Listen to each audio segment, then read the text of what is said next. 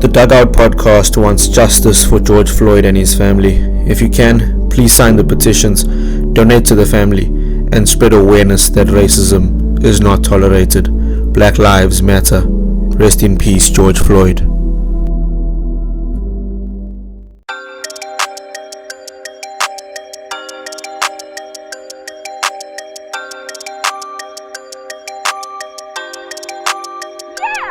What up, people? Welcome back to the Dugout Podcast. This is your boy Ryan Leaf. Thank you so much for tuning in. I'm happy to have all of you guys here. So, before I even start, your man is mad happy that football is back. Football is back on June the 17th. I hope you guys are all over the moon.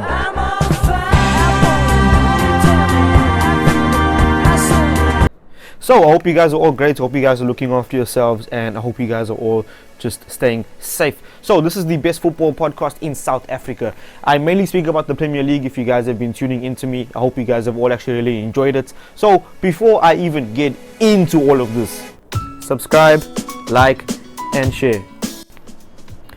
Okay, let's get into it, the football. So I have a bigger topic coming up later in this episode, but I got a couple of smaller things to just chat about, just to give you guys a bit of a catch up on what's been happening in the Premier League. Okay, Southampton fans. So Ralph Hasenhüttl has signed a new 4-year deal to keep him at the Southside club until 2024. So that's a major statement of intent from Southampton, and they get to keep their manager for 4 more years. Matt Letizia, who's a Saints legend, came out yesterday and was basically applauding the deal from Southampton, saying that it's a major coup for the football club. I think Saints fans are very happy with the way that Ralph Hasenhüttl has managed the club's progress, and you can see from the development of what they've done. They've been bringing through academy talents like Matt Targett and a couple of other players, and there have been talks about Ralph Hasenhüttl's development of the football club from under 9s level all the way till the first team. So it's a major deal that Southampton have done in order to progress their football club and to keep them moving in the correct direction.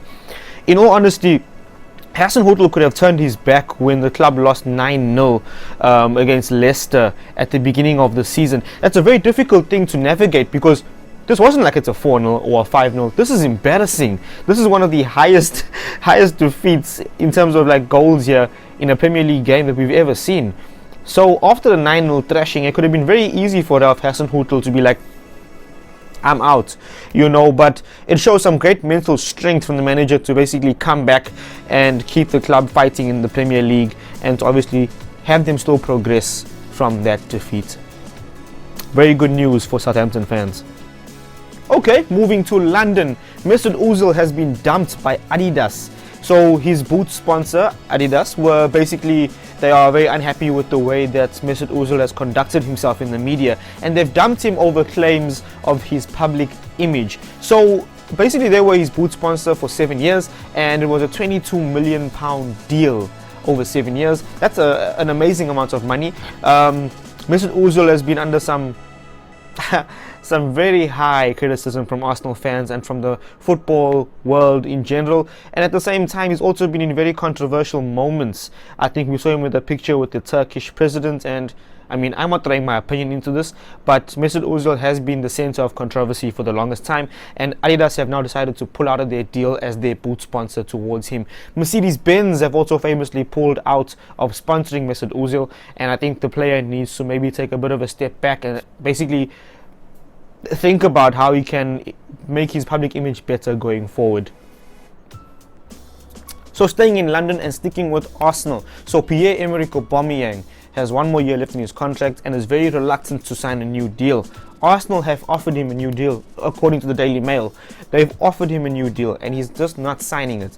So it's gotten so bad that Mikel Arteta is getting involved to have personal talks to try and convince the Arsenal star to stay at the Emirates. Now you can understand his frustration just judging by the ambition of Arsenal and what's been happening at the football club. I don't think Arsenal have challenged on any sort of front in the past couple of years, and Aubameyang is getting very frustrated with the lack of Champions League football, with the lack of not being able to challenge the best clubs in Europe or in England for that matter. So Arsenal aren't prepared to let him leave. They want him to just finish his contract, and they prefer to actually have him stay for a longer period, but if he wants to go, then they'll let him go. I think Arsenal are making a very serious mistake here if they let him leave by the end of his contract, because you are allowing a world-class player to leave for free.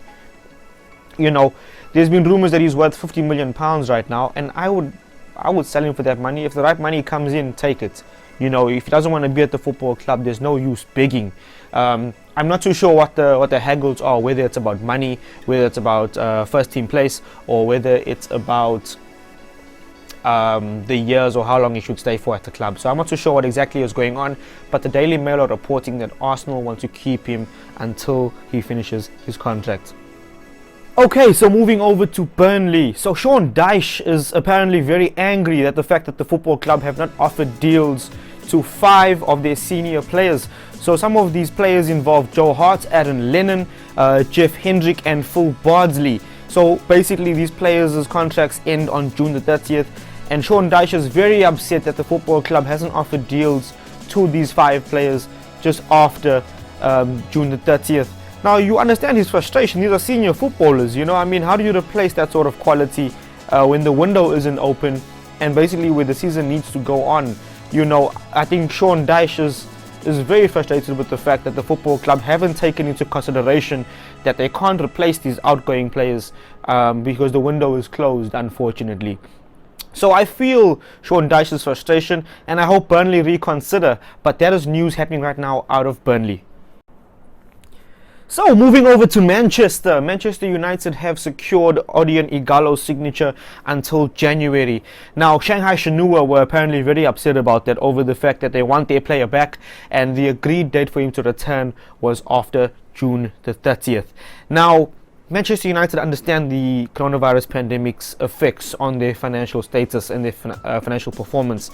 So they basically want him to be at the club, and the loan makes sense because the league still has to continue. The league has to be concluded. So, and the window isn't open, so they can't sign any replacements. So working with what they have is very important to Manchester United. So Odion Ighalo signing his deal till January and keeping him at the football club, it makes sense for all parties, if I'm being honest. They are paying £10.5 million to increase that loan extension, and it makes sense. It really makes sense. He provides competition for Anthony Martial and Marcus Rashford, and it's very worth noting that he's a quality addition to that United squad, and I just hope that he stays fit between now and January. So moving on to Liverpool, my beloved football club. Jurgen Klopp says that Liverpool fans will not make something negative of them winning the Premier League, meaning that they will celebrate when the time is right and when it's safe to do so.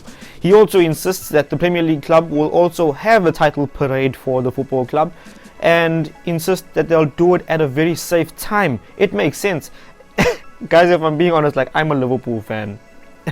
I don't mean to speak bad about the fan base, but the euphoria of winning a Premier League title, I mean, after 30 years of waiting, I don't know how many fans you can contain. I don't know how many fans are not going to actually be caught up in the euphoria of the whole event and not going to be celebrating in the streets, crowding bars, you know, having parties. Like, I mean, it's very hard to contain, and it's very hard to tell those fans to like not go wild, basically. I know in the time that we're living in, it's also very selfish for Liverpool fans, but I understand the euphoria behind it. I don't think Liverpool fans will camp outside Anfield and have this huge title party like what they're saying in the papers or what people are saying. I don't think fans would do that. So I agree with Jurgen Klopp in a sense. In terms of the title parade, I think Liverpool fans, it would be unfair if they never had a title parade. I think they deserve one. 30 years of no Premier League title, they've been waiting for the longest time. I think it makes sense if they have a title parade. Obviously when it's safe to do so. I mean, not just out here doing it like in July. You know, I mean, obviously waiting for a time, even if it means having it in December while the following season starts, you know. I think just making sure that we have one would make everyone that is a Liverpool fan feel as if they've been appreciated over the calendar year for supporting this football club to the Premier League title. So what do you guys think? Hit me up in the comments. Should Liverpool have a title parade or not? What do you guys think? Okay, so moving on to Newcastle. So Matty Longstaff has not been offered a new deal which matches the offer he's received from Udinese. Udinese in Italy are offering Matty Longstaff a £30,000 a week contract. Sorry, I almost said a month. A week contract, and Newcastle are not willing to match it because they don't value him in the same kind of bracket that Udinese are valuing him at.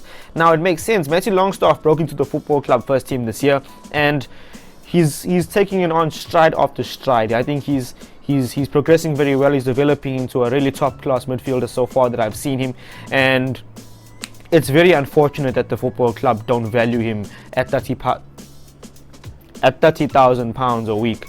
Udinese do, and I think his deal is ending next month or this month. I'm not too sure, but let's see what happens in Newcastle. Newcastle fans, should Matty Longstaff still be at the club? Should the club offer him a new deal where he stays? What do you guys think? Hit me up in the comments. Tell me what you guys think. Okay, time for the debate that I've been going on about. Time for the big topic of the day.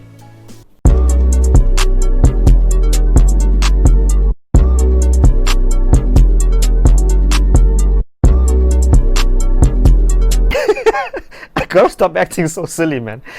I hope you guys like my dance moves. Okay, so basically the debate that I wanted to have today. There's been rumors and circulation, and people have been talking about, are bigger clubs a lot more prepared for project restarts of the Premier League than the smaller clubs are? There's been debate going around that obviously the bigger clubs have much bigger squads to deal with, which will provide them with more quality, and it basically gives them an unfair advantage. I'm not too sure how I feel about that, because the reality is I think preparation is different for every team. Every team has different players, they have different regimes, they have different things that they're working on. I think it's a bit tough to be saying that bigger clubs have an unfair advantage. Really? Really? That's a bit hard to believe, because the reality is if a squad of 20 world-class players are unfit against the first 11 that's really fit, like, I mean, they're fighting fit or whatever the case is, the unfit team's going to lose, no matter who it is. No matter who it is. I mean, let's be real for a second. I just don't buy the fact that people are saying that bigger clubs have a bigger advantage over smaller ones. I don't get it. I mean, inadvertently they have more quality. I can agree on that. But fitness levels here and preparation, I mean, these are Premier League football clubs. This is not Premier League versus Sunday League. You know, these are Premier League football clubs. The preparation should be planned. Things should be in order. You know, the fitness of these footballers should be fine. I don't care how big the squad is, but depth of squad doesn't contribute to fitness levels. I would think it's a lot easier to handle a smaller squad. I would think it's a lot easier to get those players fit because you have less to handle. You know, every player's body type is different, so you want to work with those specifications of every single player. I just don't think it's okay to make those kind of calls where you think that bigger clubs are gonna be better prepared than smaller clubs will. So what do you guys think? Hit me up in the comments. I don't know what you guys think about that. How can I express this to you in a much simpler way? I just think that no matter who you're playing, I think every single football club has their own struggles to deal with here in terms of preparing their players for Premier League project restarts. I think every team has their challenges. Every team has things to be worried about. Certain players aren't partaking at all. I think we've seen N'Golo Kante, who's come out very famously and said that he's not going to partake in the training sessions until it's completely safe. Troy Deeney at Watford as well. You know, a couple of players. Aaron Ramsdale at Bournemouth, who has coronavirus now. You know, so every team has their challenges when it comes to being prepared for the Premier League project restarts. And I think it's a bit unfair to say that bigger clubs have more of an advantage than the smaller ones do. Every club has their challenges. Every club has their own fitness regimes. We'll basically only know about this entire thing once we're 3 or 4 games in. I think match fitness, every single football club doesn't have match fitness right now. The players haven't been playing games, and we'll only see the true fitness levels of football players once we're 3 or 4 games in. You know, so I think it's unfair for people to be coming out saying that bigger clubs are a lot more prepared for Premier League project restarts. So doesn't make any sense to me. I'm sorry, guys, but if you think differently, hit me up in the comments and just tell me what you guys think. You can follow me on IG if you're in a debate there at the Dugout Podcast, and on Twitter at $I. And if you want to fight me, come through. Oh, come through. Come through. Why am I like this? So yeah, if you want to be a guest, please DM me on IG, DM me on Twitter. If you have my WhatsApp number, message me personally and we can have a chat about what you guys think. about what I've said in most recent times. So this is your boy Ryan Leaf, and before I even end off, like, subscribe, and comment, please. So this is your boy Ryan Leaf on the Dugout Podcast. Thank you so much for tuning in. I appreciate all of you guys. So we'll chat soon, yeah? Have the best week.